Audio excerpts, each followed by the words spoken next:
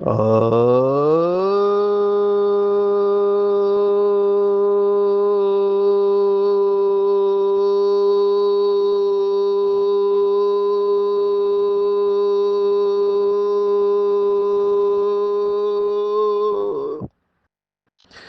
शांति। आज 9 जनवरी 2025 भारत में सतगुरुवार है। Today is 9th January 2025 and it's Thursday in Bharat. आज की मुरली का जादुई रहस्य स्वयं को प्रेरणा देने के लिए magical secrets of today's Murli for motivating the self। आज साकार मुरली बहुत छोटी है, 4 पैराग्राफ है, लेकिन बहुत महीन बातें आई है। योग के ऊपर पूरी मुरली है कि बाबा को कैसे याद करना चाहिए। हम सब जानते हैं कि बाबा योग शब्द इस्तेमाल नहीं करते हैं।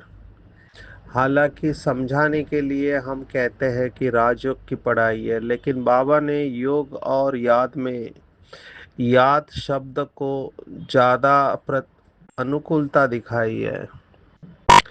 तो याद कैसे करना है, आप ये सोच सकते हैं। ये 1969 के पहले की साकार मुरली है।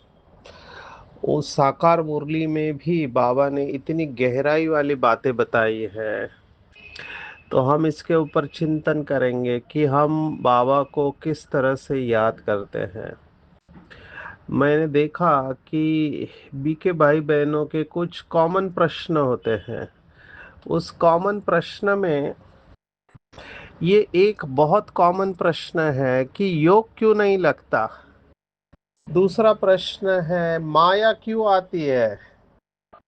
योग क्यों नहीं लगता, माया क्यों आती है। ये कॉमन इस प्रश्न है, या संस्कार क्यों नहीं बदलते हैं। और बाबा ने इन सब का जवाब अलग अलग मुरलियों में अलग अलग तरीके से दिया हुआ है।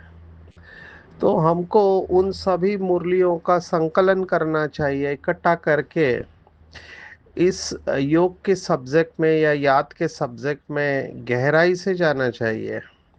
शुरुआत में बाबा ने याद शब्द इस्तेमाल किया, उसके बाद बाबा ने अलग अलग शब्द इस्तेमाल किए, जैसे कि निरंतर योग या कर्म योग या फिर सर्व संबंध से योग या पावरफुल योग, तो सहज योग। तो ये सब शब्द बाबा ने मुरलियों में इस्तेमाल किए हैं, क्योंकि अलग अलग शास्त्रों में अलग अलग शब्दों का इस्तेमाल हुआ है। हमारा लक्ष्य होना चाहिए निरंतर और नेचुरल योग हमारा लगा हुआ रहे। बाबा ने ये भी मुरली में कहा है कि कई बच्चे कहते हैं कि हम 1 घंटा या 2 घंटा योग करते हैं। तब बाबा ने कहा था कि योग 1 और 2 घंटे का होता नहीं है, योगी जीवन है।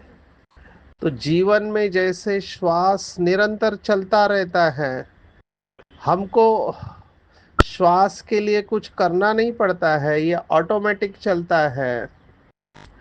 ऐसे ही याद भी ऑटोमेटिक चलनी चाहिए। जैसे श्वास चलता है, वैसे परमात्मा की याद भी चलती रहनी चाहिए। और इसी को भक्ति मार्ग में कहा है श्वासोश्वास याद, माना हर श्वास में याद रहे। अभी भक्ति मार्ग की विधि अलग है। भक्ति मार्ग में जैसे अभी कलयुग है, तो भक्ति मार्ग में बताते हैं कि कलयुग में कड़ी साधना करना मुश्किल होता है, हर एक के बस की बात नहीं होती है।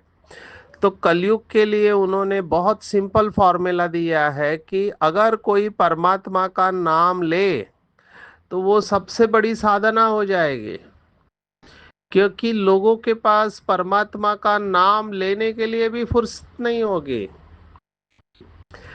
तो भक्ति मार्ग में नाम लेने के ऊपर बहुत सारी बातें बताई हुई है, नाम जप कहते हैं।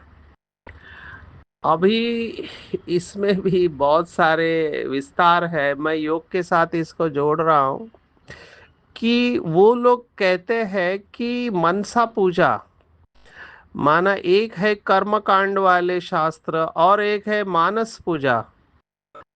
तो ये मंत्र भी जो बोलते हैं, तो वो कहते हैं एडवांस स्टेट में आपका मुख नहीं चलेगा, इवन मुंह के अंदर आपकी जो जबान है वो भी चलेगी नहीं, लेकिन आपके मन के अंदर वो मंत्र चलते रहना चाहिए। और कई गुरु लोग तो अपने शिष्य को मंत्र की संख्या देते हैं कि आपको इतने लाख बार ये मंत्र जाप करना है। आप सोचो, लाख बार इनको काउंट करना है, 1 लाख, 8 लाख, 12 लाख, जो भी संख्या देते हैं। अभी इस मैकेनिज्म को समझना कि ये कैसे काम करता है। जैसे शुरुआत में फॉर एग्जाम्पल अगर आपने ओम नमः शिवाय कहा, तो ओम नमः शिवाय बाहर बोल रहे हैं, फिर धीरे धीरे वो अंदर चलता रहेगा, फिर मुंह बंद हो जाएगा, जबान भी हिल रही है, लेकिन मन के अंदर ओम नमः शिवाय चल रहा है। और वो इतना गहराई में उतर जाता है कि शरीर पूरा वो ओम नमः शिवाय बन जाता है, शरीर की हर पेशी से वो प्रकंपन निकलने लगते हैं और लोगों को फील होता है। अभी ये मंत्र है, इसमें जितनी भावना होगी, तो बाबा जैसे कहता है भावना का भाड़ा मिल जाता है। अभी इसी प्रिंसिपल को हम बाबा के ज्ञान के साथ जोड़ने की कोशिश करेंगे कि हम भी यहाँ पर कैसे योग करते हैं। तो कई भाई बहनों को मैं पूछता हूँ तो उनको योग की स्टेजेस भी पता नहीं होती है, पीछे आने वाले, और शायद 7 डेज कोर्स में वो कमेंट्री लगाकर बिठा देते हैं, लेकिन योग की स्टेजेस है अलग अलग। तो योग के सब्जेक्ट में हमको गहराई में जाना चाहिए कि विचार सागर मंथन के बाद रूह रिहान होती है, फिर फरिश्ता और फिर बीज रूप अवस्था। तो शुरुआत में हम विचार सागर मंथन करते हैं कि मैं आत्मा हूँ, शरीर से भिन्न हूँ। शरीर ये 4, 5, 6 फीट का शरीर है। बचपन में छोटा था, इसको खिलाया पिलाया बड़ा हो गया। एक दिन ये शरीर चला जाएगा, लेकिन इस शरीर के पहले भी मैं थी, ये शरीर जाने के बाद भी मैं रहने वाली हूँ। और मैं अति सूक्ष्म, बहुत ही सूक्ष्म, बाबा ने दिया उदाहरण कि खसखस के दाने से भी सूक्ष्म चमकने वाली बिंदी हूँ। अभी ये खसखस के दाने से भी सूक्ष्म चमकने वाली बिंदी, ये बुद्धि में धारण करना हर एक के बुद्धि की बात नहीं है, क्योंकि इसके लिए बहुत पावरफुल बुद्धि चाहिए। बाबा का शब्द है महीन बुद्धि। बाबा ने आज की मुरली में कहा, एक होती है मोटी बुद्धि और एक होती है महीन बुद्धि। बुद्धि को तीसरा नेत्र भी कहा गया है। जैसे वो सुई में धागा डालने के लिए आपकी नजर बहुत अच्छी चाहिए, ऐसे ही अभी वो भी नजर का खेल है। यहाँ पर भी बुद्धि रूपी नेत्र पावरफुल चाहिए, जिससे हम आत्मा और परमात्मा को देख सके। अभी देखना माना स्थूल रूप में देखना नहीं है, क्योंकि ये स्थूल रूप से दिखाई देने वाली चीज ही नहीं है। वो कहते हैं कि खुदा एक एहसास है, भगवान को महसूस किया जाता है। तो उसको बिंदु रूप में महसूस करने के लिए, माना आत्मा बिंदु है और परमात्मा भी बिंदु है, ये महसूस करने के लिए बुद्धि बहुत पवित्र चाहिए, सूक्ष्म चाहिए, महीन चाहिए। तभी इस चित्र को बुद्धि में पकड़कर उस चित्र के ऊपर हम मेडिटेशन कर सकते हैं। अभी ये सब मन के अंदर हो रहा है। अभी इस मैकेनिज्म को थोड़ा समझेंगे, क्योंकि आज बाबा ने चैलेंज दिया है इसके बारे में कि मैं जो हूँ जैसा हूँ, आत्मा जो है जैसे है। ये बहुत कम बच्चे मुझे उस रीति से याद करते हैं। दूसरा पैराग्राफ पूरा इसी के ऊपर है। आत्मा बिंदी है, बाप भी बीज रूप नॉलेजफुल है, ये बड़ी वंडरफुल बातें हैं। आत्मा क्या है, उसमें कैसे अविनाशी पार्ट भरा हुआ है, इन गुह्य बातों को अच्छे अच्छे बच्चे भी पूरी तरह नहीं समझते हैं। अपने को यथार्थ रीति आत्मा समझे और बाप को भी बिंदी मिसल समझ याद करे, वह ज्ञान का सागर है, बीज रूप है, ऐसा समझ बड़ा मुश्किल याद करते हैं। मोटे ख्यालात से नहीं, इसमें महीन बुद्धि से काम लेना होता है। हम आत्मा है और हमारा बाप आया हुआ है, वो बीज रूप नॉलेजफुल है। अभी ये बीज रूप नॉलेजफुल कितने बार आया है आप देखो, 3 बार आया है ये 5 लाइन में। माना ये बात जब बार बार आ रही है तो ये बहुत इंपॉर्टेंट हो जाती है। वैसे भी मुरली का एक शब्द बहुत वैल्यूएबल है, अभी वो बार बार आ रहा है तो और वैल्यूएबल हो जाता है। जैसे श्रीमद् भगवत गीता में मन मना भाव, ये क्रक्स पॉइंट है। आज बाबा ने इसको संजीवनी बूटी कहा हुआ है। जैसे वो शास्त्रों में बताते हैं कि संजीवनी बूटी लाए और लक्ष्मण मूर्छित था, वो मूर्छित से सुरजित हो गया। तो ये मन मना भाव भी संजीवनी बूटी है। अभी मन मना भाव और ये जो बाबा कह रहा है, इन दोनों बातों को हम जोड़ेंगे। मन मना भाव का मतलब होता है कि मन को मेरे में लगाओ। चलो मन को लगाओ माना क्या, तो मन का काम है संकल्प करना। तो बाबा के साथ हम जुड़ कैसे रहे हैं, तो बाबा के साथ हम संकल्प से जुड़ रहे हैं। अभी जैसा संकल्प वैसे भाव और भावना होती है।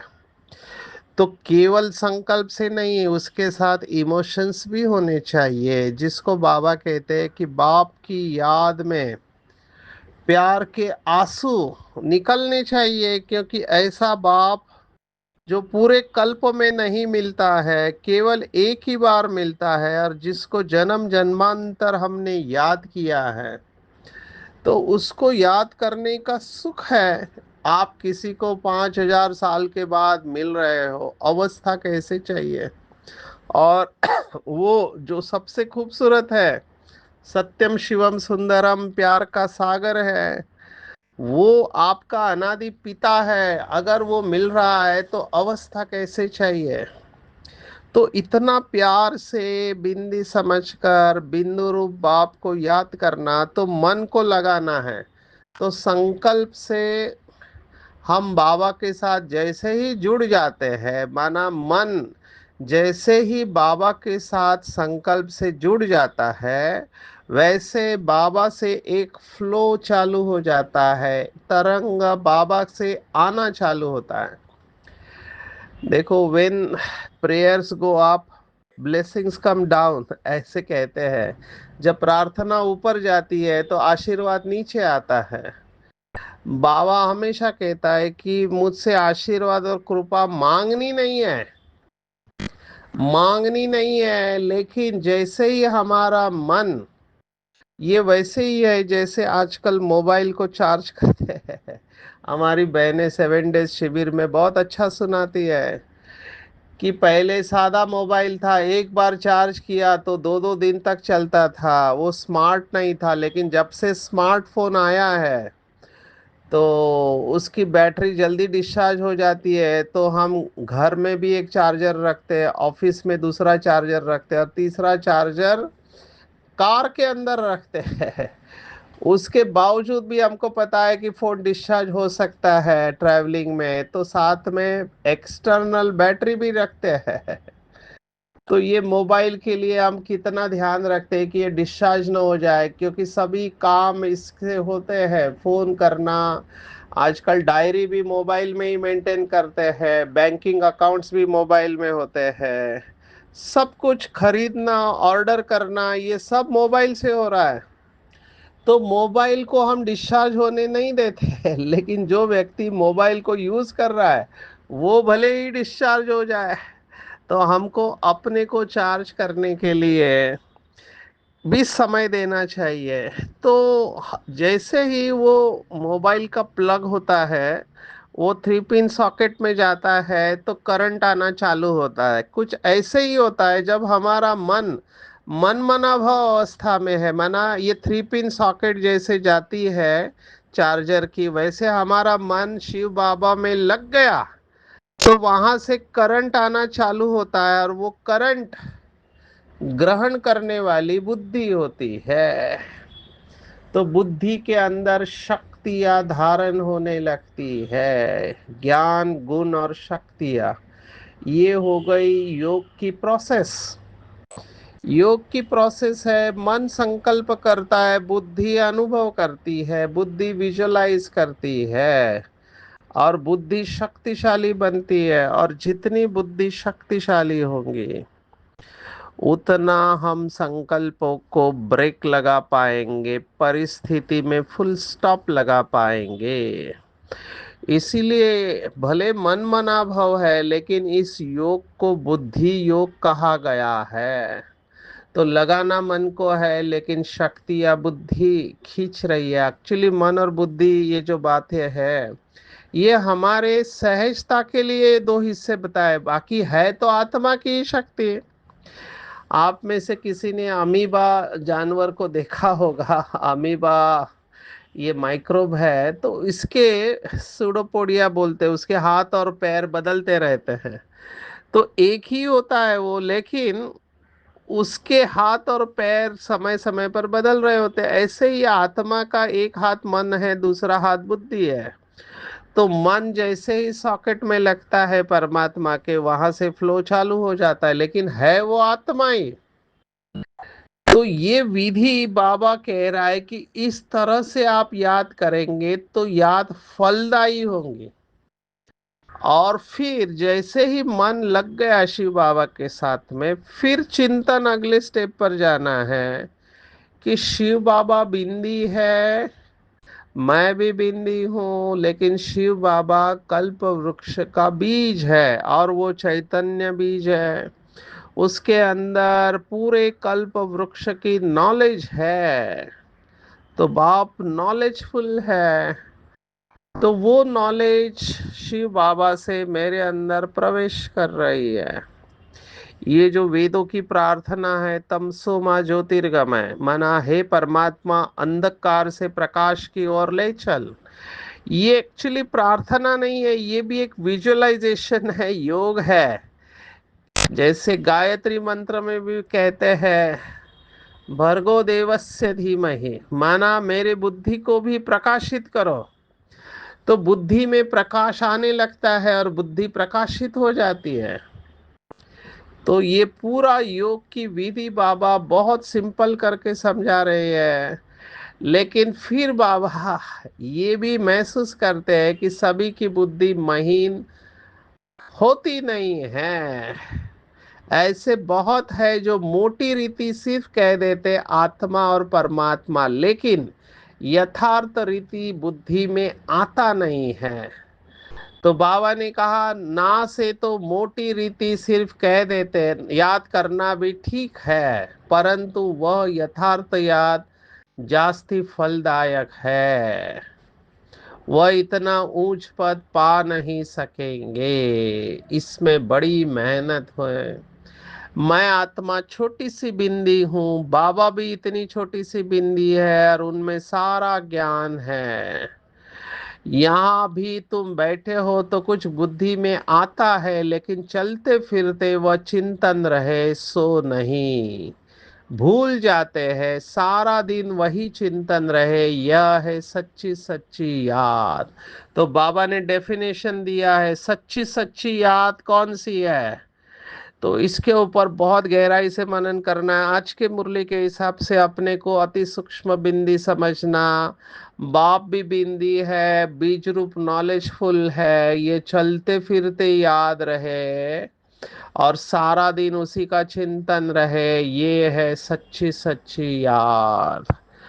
यहाँ पर मैं बाबा के और एक महावाक्य याद दिलाना चाहूंगा। बाबा ने कहा था, बुद्धि परम धाम में लटकी हुई रहनी चाहिए। ये वैसे ही है जैसे मोबाइल का चार्जर सॉकेट में लगा हुआ हो। जैसे कई लोगों को आदत होती है कि तुरंत मोबाइल को कनेक्ट कर देते, जहां मौका मिला चार्जर लगाया, क्योंकि उनका यूज बहुत होता है मोबाइल का। तो बहुत लोगों को मैंने देखा है कि जैसे ही मौका मिलता है वो बैटरी को या सॉकेट के साथ अपने मोबाइल को कनेक्ट कर लेते, ताकि मोबाइल डिस्चार्ज ना हो। उनकी कंटिन्यूअस बातें चलती रहती है मोबाइल के ऊपर। अब ये अच्छी बात है।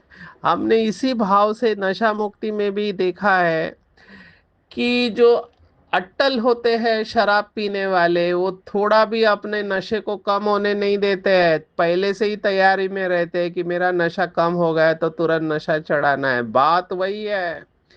बाबा हमको निरंतर याद की स्टेज पर लेके जा रहा है।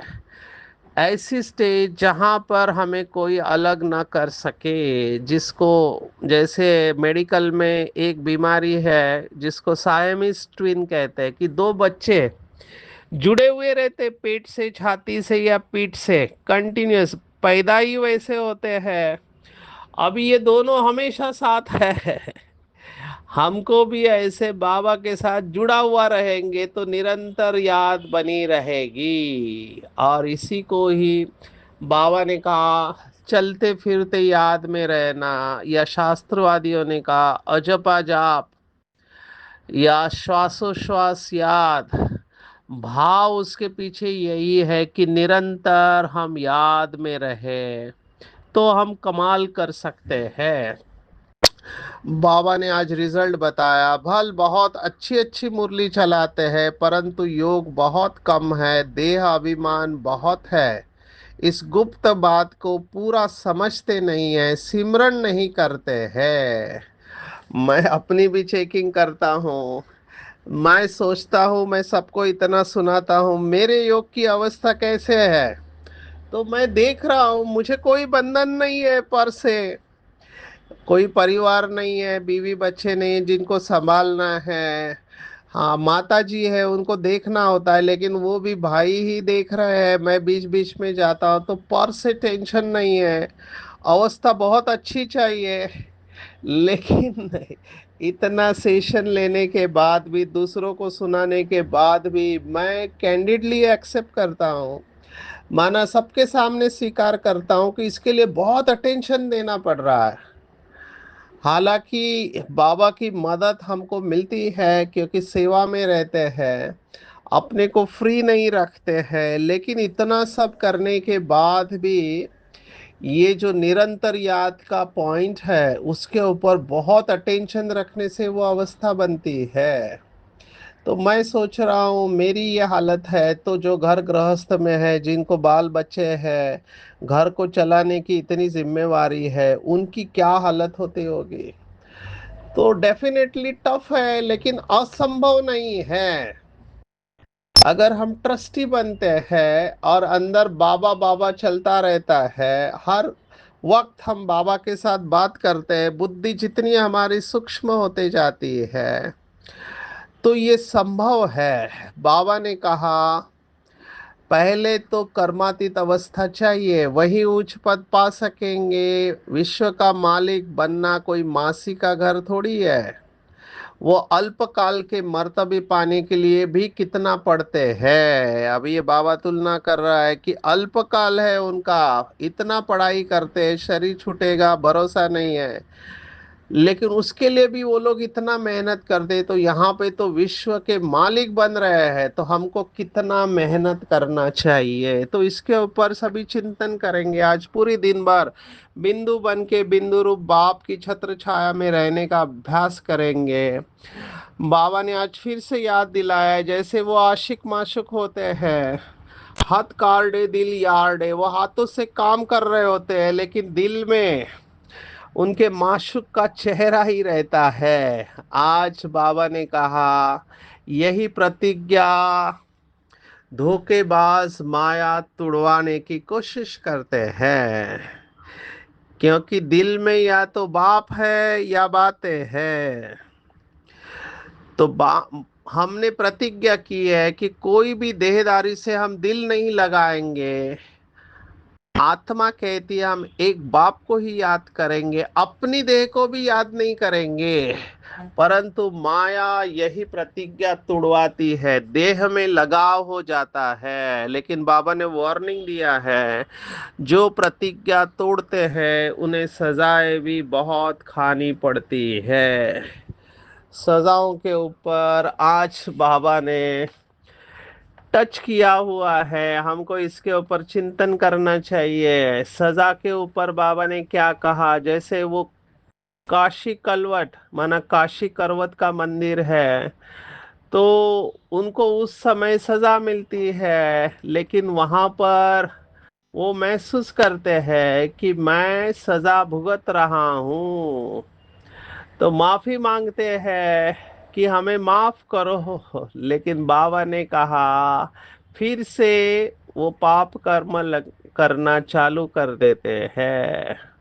तो ये बहुत इम्पोर्टेंट है, बहुत बहुत इम्पोर्टेंट है कि हमको बिना सजा भुगते बाबा के पास जाना है।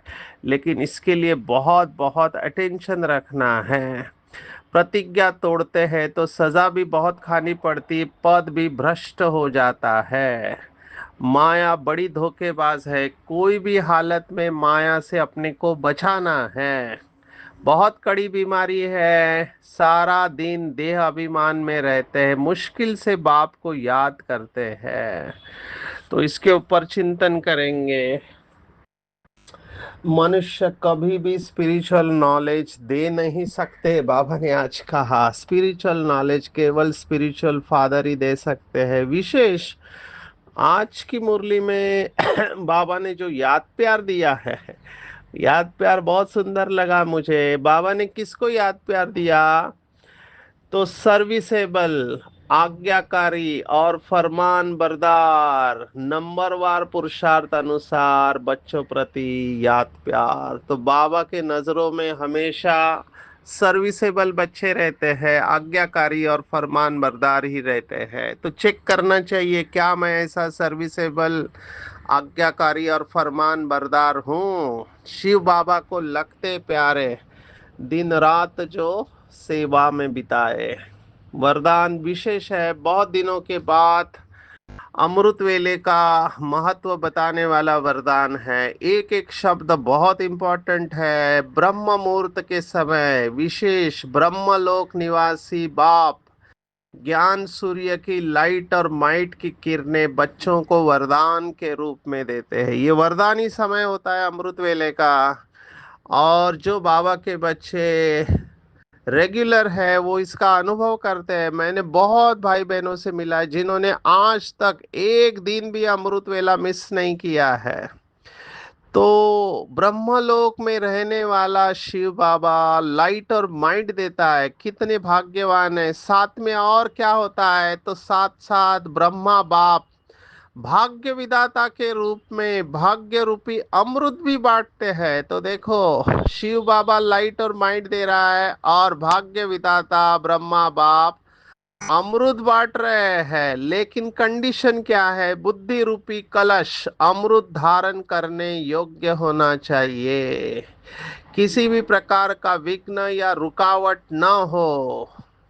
तो सारे दिन के लिए श्रेष्ठ स्थिति व कर्म का मुहूर्त निकाल सकते हो। अमृत वेला बहुत सारे भाई बहनों को श्रेष्ठ टचिंग आती है, क्योंकि अमृत वेले का वातावरण वृत्ति को बदलने वाला होता है। तो जिसकी भी वृत्ति परिवर्तन नहीं होती है उसको अमृत वेले के ऊपर बहुत अटेंशन देना है। संस्कार जो नहीं बदलते हैं, अमृत वेले का योग पावरफुल करना है, क्योंकि ये वरदानी समय होता है। तो बाबा ने कहा उस समय वरदान लेते हुए दान दो, अर्थात वरदानी और महादानी बनो। स्लोगन है, क्रोधी का काम है क्रोध करना, हमारा काम है स्नेह देना। संडे की मुरली में भी कहा था कि हमको स्नेह देना है, रहम दिल और दाता बनना है। सकाश की पॉइंट है कि ब्रह्मा बाप का बच्चों से अति स्नेह था, तो एक एक बच्चे को इमर्ज कर सकाश देते थे। ऐसे हमको भी श्रेष्ठ प्लान बनाने हैं स्व कल्याण का, और विश्व सेवा में सकाश अपने आप मिलते रहेगी। आज की पूरी मुरली में टेको मगर आप मुझे कहो तो विकर्मों से मुक्त होने का, सजा से मुक्त होने का पुरुषार्थ करना है। सभी हिसाब किताब चुकतो करने हैं, किसी भी देहदारी से दिल नहीं लगाना है, नहीं तो सजा भी मिलेगी, पद भी भ्रष्ट हो जाएगा। आत्मा बिंदी परमात्मा बिंदी बाप बीज रूप और नॉलेजफुल है, यथार्थ रूप से बाप को याद करना है। और अमृत वेले ब्रह्मलोक निवासी शिव बाबा से लाइट और माइट लेनी है, भाग्य विधाता बाप से अमृत भाग्य रूपी अमृत धारण करना है, वरदानी और महादानी बनना है। कोई कितना भी क्रोध करे, हमारा काम है स्नेह देना, और स्व कल्याण के प्लान से विश्व कल्याण आपे ही होता रहेगा। अच्छा, ओम शांति।